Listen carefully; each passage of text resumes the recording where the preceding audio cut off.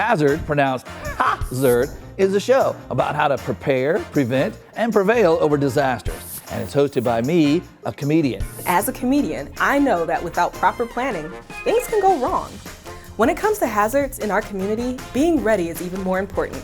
From sea level rise and flooding to insurance and earthquakes, I'll help cut through the jargon and make preparing for a disaster so easy, even a comedian can do it. Join us on Hazard. Sea level rise is the phenomenon that is of great debate amongst those who study it, and predictions of future impacts are still in the early stages. However, there is strong evidence that the sea will continue to rise at least a little to as much as a lot over the next several decades. It's the difference between, honey, there's some water in the backyard, and, honey, I think we have waterfront property now. Oh, and the dog is floating away. Sparky, heel! I never liked that dog. This is not just a recent phenomenon. It's been happening for a while. We're only recently noticing and reporting. And let's be real, it's not the end of the world. We just need to adapt and find ways to work and live with water instead of trying to battle it. Because of all the newly available information, it's easy to think that scientists, government agencies, and experts are just guessing. Which isn't exactly true. I mean, it's not like, I predict the water will rise in Paducah. All right, that's lunch, everyone. My hypothesis, I'm getting a chicken salad sandwich. Time to test my theory. Or this. I predict the sea level will rise.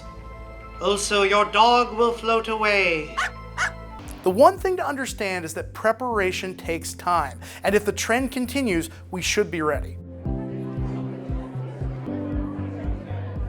The sea level is rising. There's a saying goes like, the plan is nothing, planning is everything. And I think that's really important for the problems we're dealing with, either be sea level rise or storm surge. So there are generally 5 steps to resiliency. The first one is to identify the hazard. What areas are going to be impacted? And then the next step is do like a vulnerability assessment. So you take that information, you overlay it on where people live, what's the land use, and then investigating options. And then prioritize and plan, which is sort of planning into the future, prioritizing actions. And the final step is take action. Sometimes the hardest part, because that's where you're actually spending real dollars on something that you may not get that return on from until, like, say, 60 years from now. We're planning it right now because it is taking time for us to do all the work. And it takes like 30 or 50 years to do all the planning, do all the construction, do all the evaluations, and it goes in iterative terms.